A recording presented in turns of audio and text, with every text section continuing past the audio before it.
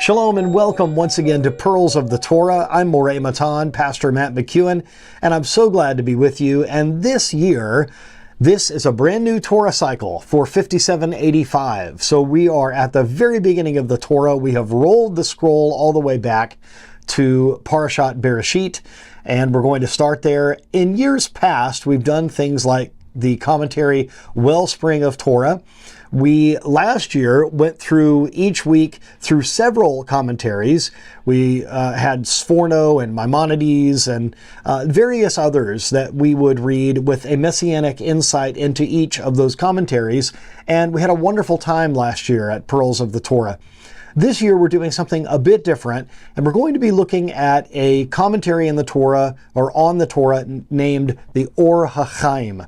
Now, as is the case in many times in Judaism, there is a rabbi that has this title, and his title is based on a famous work that he did. So the Or HaChaim is a commentary. This means, by the way, in English, the light of life, the or the light, HaChaim, the light of life.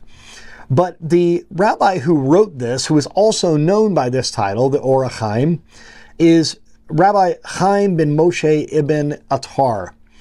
Now, he was born in 1696 and died in 1743. And as I said, like many famous rabbis, he is known by the title of his most famous work. Now, he is probably the most prominent rabbi of Morocco. A very famous rabbi from Morocco, and we'll get into a little bit of his backstory in just a moment. He was born in Saleh, Morocco in 1696, and he was the son of Rabbi Moshe ben Attar and the grandson of Rabbi Chaim ben Attar the elder. And when he was 9 years old, his family went to Morocco, and he stayed there for a long time. They actually were escaping from some anti-Semitism. The vizier from the country where he was, he moved into Meknes, Morocco, and he married a relative of his whose father supported him, letting him study the Torah without having the burden of supporting a household, which of course was a tremendous blessing, a tremendous gift. Now, when his father-in-law died in 1724, his financial situation worsened. Now, he had one particular wife, and they had no children. He had another wife, and they had children, but he only had daughters. But on Friday nights, he would study the Torah with them, and the commentaries that he would give, the studies that he would give, and his explanations on the Torah portion later were written down, and this became this commentary known as the Or HaChaim. Now, when famine hit Morocco, he decided to leave and settle in the land of Israel, which actually at that time was part of the Ottoman Empire, part of Ottoman Syria. And en route, he was detained in Livorno by the rich members of the Jewish community who established a yeshiva for him in 1739. So many of his pupils later became prominent and furnished him with the funds to publish his very famous work known as the Or HaChaim, or the Light of Life. So let's look now a bit into Parashat Bereshit and the commentary of Or HaChaim. Number one, let's look at the creation of the world. So in Genesis 1, chapter 1, of course, we have this famous phrase of Bereshit bara Elohim et hashamayim ve'et haaretz. In the beginning, God created the heavens and the earth. Now, Or HaChaim says that this word, Bereshit, is very unique. And he quotes about the uniqueness of this word by saying that several interpretations can be given on the meaning of this word Bereshit. Of course, it can mean in the beginning. I mean, that's the most obvious meaning. In the beginning, Reshit is the beginning, and the prefix there of the bet means in. So in the beginning, that's a literal translation. But he tells us, the Or HaChaim tells us that this can imply, the word Bereshit can imply for the sake of, or rather than in the beginning, it can be translated with the beginning. When we say that something is, with the beginning, or for the sake of the beginning, of course, we think of the beginning as Mashiach. And so for the benefit of the Mashiach, for the sake of the Messiah, or with the beginning, in other words, through the agency of this one who is called the beginning, then we have the creation of everything. Now, of course, Torah and Israel are integral to creation, and the Torah is a blueprint of the universe. Rabbi Shapira loves to tell us how in Tractate Sanhedrin that there's this wonderful quote that everything was created for the days of the Messiah, that everything in the universe has only one purpose, and that is for the days of the Messiah. Now, there is a spiritual depth behind creation, and not just a physical act. It's not just a cosmic event, but it has moral and spiritual implications as well.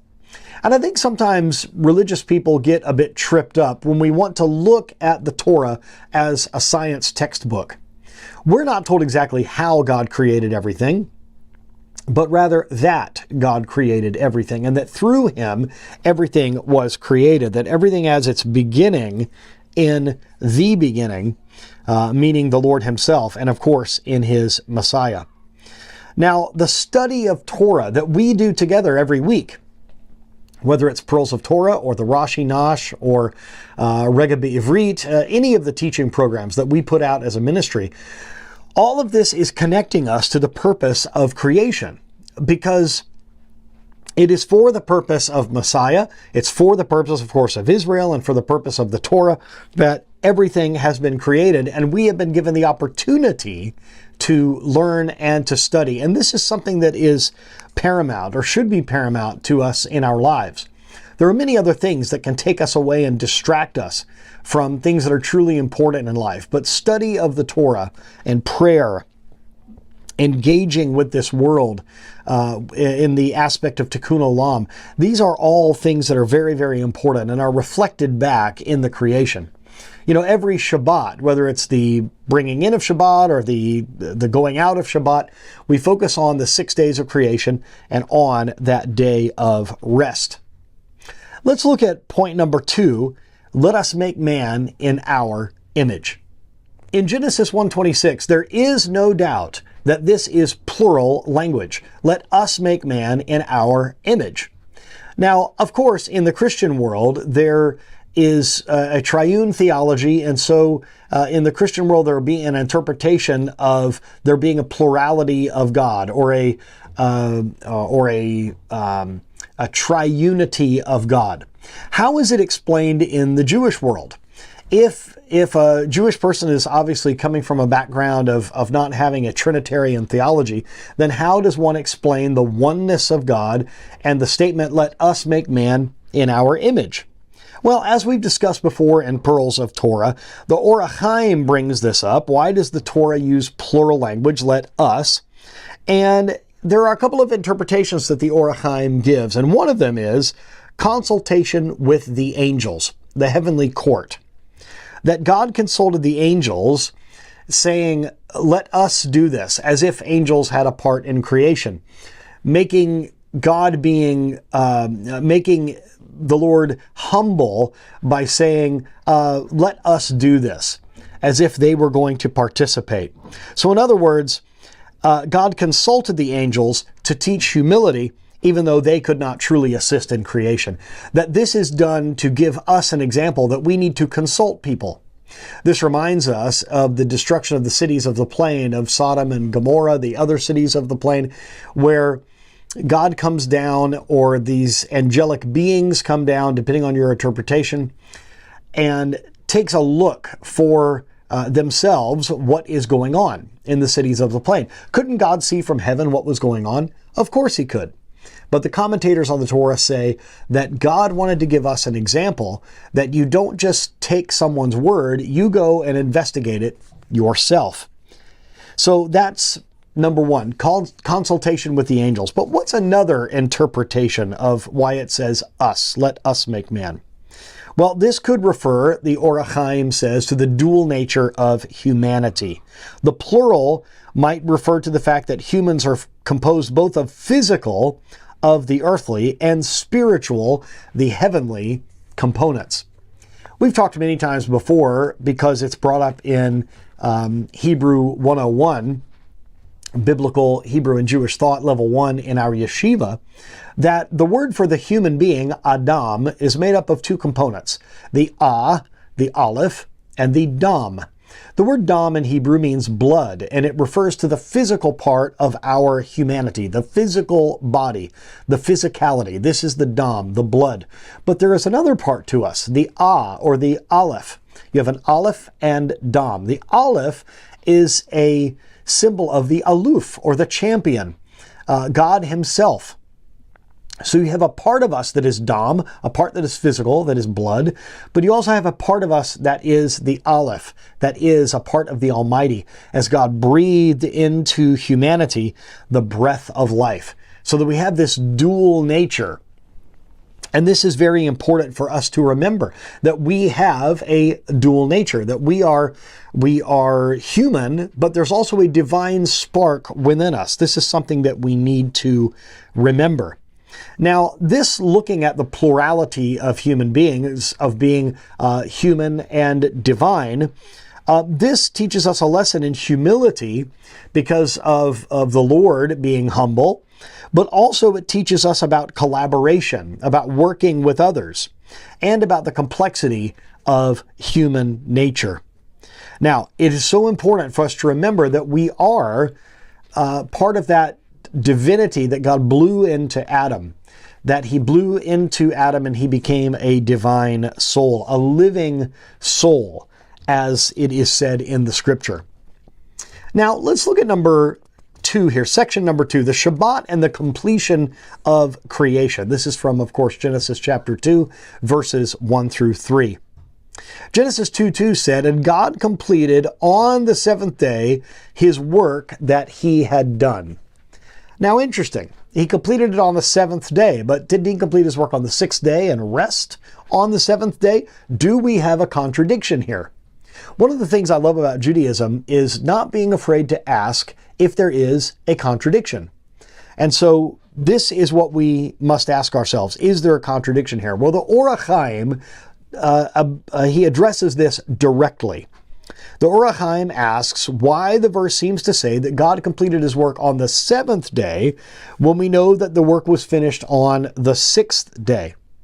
So the Or HaChaim explains that what God did is created, if you will, menucha, rest. That he created the idea of rest on the seventh day. So it's an intangible creation that brings harmony to all prior acts of creation. So it's not a creation that is work. He created rest. What a nice concept for us, that it's not only that we follow God's example because he rested on the seventh day, but he himself is the inventor of rest. He created that ceasing from work. So the idea that Shabbat itself is a creation, this is something that is maybe new to you, but it's very much at home in Judaism and within the teachings of the Or HaChaim. So the cessation of work, the stopping of working, has a spiritual significance beyond the mere absence of labor. So it's not just not doing something, you are physically doing the rest. So it's not just an absence, it's that you are, it's going to sound funny to say, but you're putting the effort into the rest. You're getting everything done and prepared so that you can rest. And this is something that is very important. Section number 3 here, the creation of Adam and Chava, or Eve. In Genesis 2:7, it says, God formed man from the dust of the earth. And we learn in Hebrew 101 that, again, the word for human being, Adam, comes from the Adamah, which is the dust, the dirt. And this is something that is so beautiful about the Hebrew language, is that it is all related. It's all related. He explains that man is both created from dust and the breath of life, which once again proves to us the physical and spiritual nature of the human being.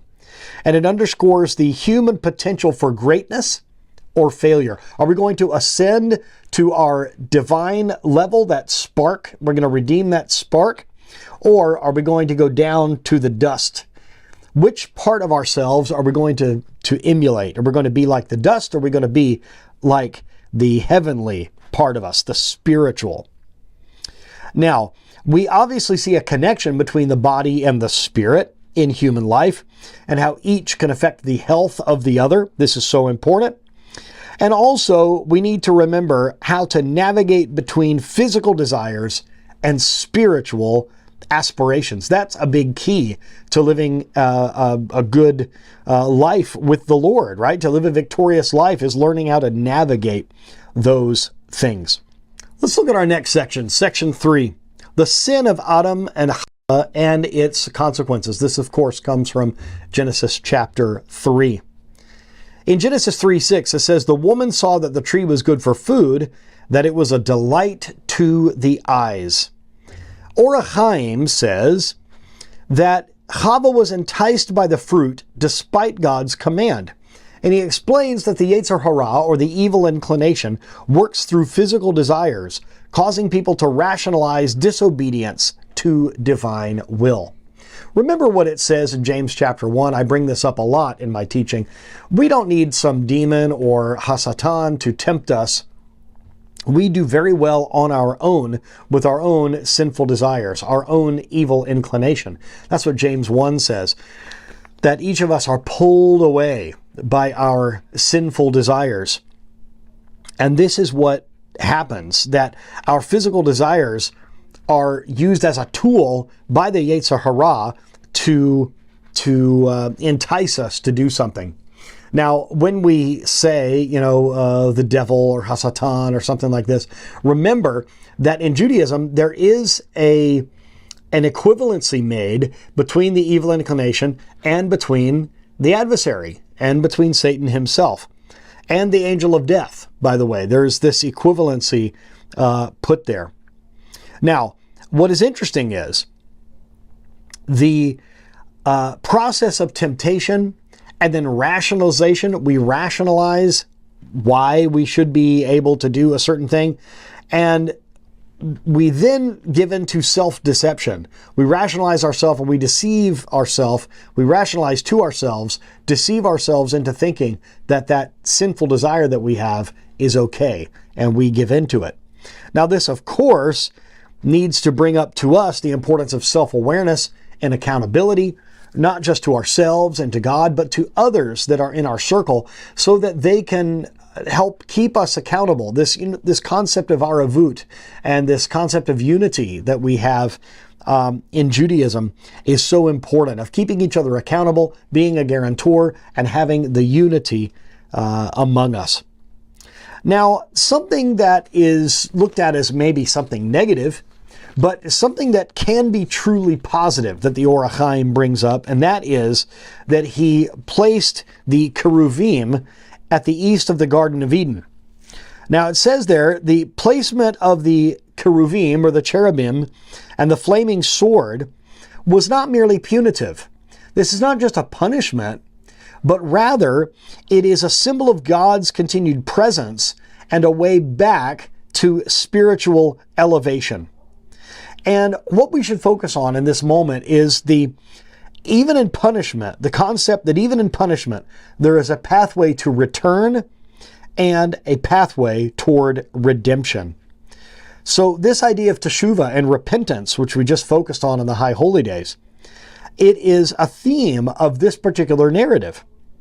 And sometimes the obstacles in our lives can really be spiritual opportunities for us to make the most of that situation and to return to the Lord in a way that is righteous. It's our goal to eventually get back to the garden. And then, of course, I just want to bring up just 6 key points that the Or HaChaim brings up in his commentary. So, of course, the purpose of creation, we talked about that. The idea of for the sake of the beginning, and who is the beginning? Let us make man. Or Chaim brings this up as a plural statement. Again, is he talking about the dual nature of man? Or is he addressing the heavenly court? Is he addressing the angels? The creation of the Shabbat, the idea of creating rest itself, the sin of Adam and Eve, which, by the way, by extension, we could look at the sin of Cain killing his brother Abel, and how sin is crouching at the door, that we need to have the power to overcome sin through our free will. The nullification of the flesh or of the evil inclination, and the elevation of the Yetzer HaTov, or coming up from the idea of Nefesh Be'amah, the animal inclination, the animal desires, the animalistic nature, and to rise up into the level of Nefesh HaMaskelet. We have an ongoing struggle between good and evil, and this gives us the potential for sort of mastering those things. Sin is crouching at the door, but we can rule over it. We can become conquerors, and more than conquerors, the scripture says. And last but not least, number 6, we talked about the flaming sword. When Adam and Eve were expelled, that God places this keruv, or this pair of keruvim, and the flaming sword to guard the way to the tree of life, which eventually we will have access to again. So it's an interesting story, the story of the Or HaChaim, and the things that he had to face. And I like it that we talked earlier about him sharing thoughts of the Torah every Friday night with his daughters. You know, I enjoy sitting around the table and sharing things with my family, and I know you do as well. Maybe it's part of your Friday night ritual, and if it's not, maybe you should make it part of your Friday night ritual of getting together. Remember, in Pirkei Avot, we're told that if we sit at a table to eat and words of Torah are not exchanged, it's as if we're sitting at a table with food offered to idols. So we need to discuss these things. And I love it that he would explain things in a way that his daughters could understand, and that these things were eventually written down and become the commentary that we are basing this entire Torah cycle's lessons on, teaching on each Wednesday. So thank you for going on this new journey with me as we look at the Or HaChaim, and I pray that it will be a wonderful study for you. You might want to pick up a copy of the commentary set of Or HaChaim. There are obviously several editions.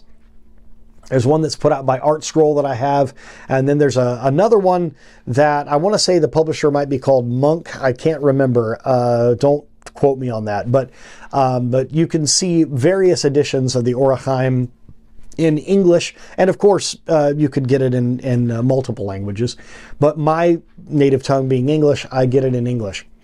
So I pray that this is a meaningful time for you this year, this Torah cycle.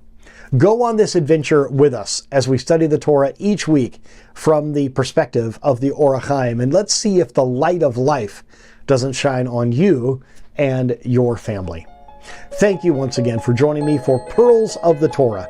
We will see you next week. Shalom and Kol Tuv.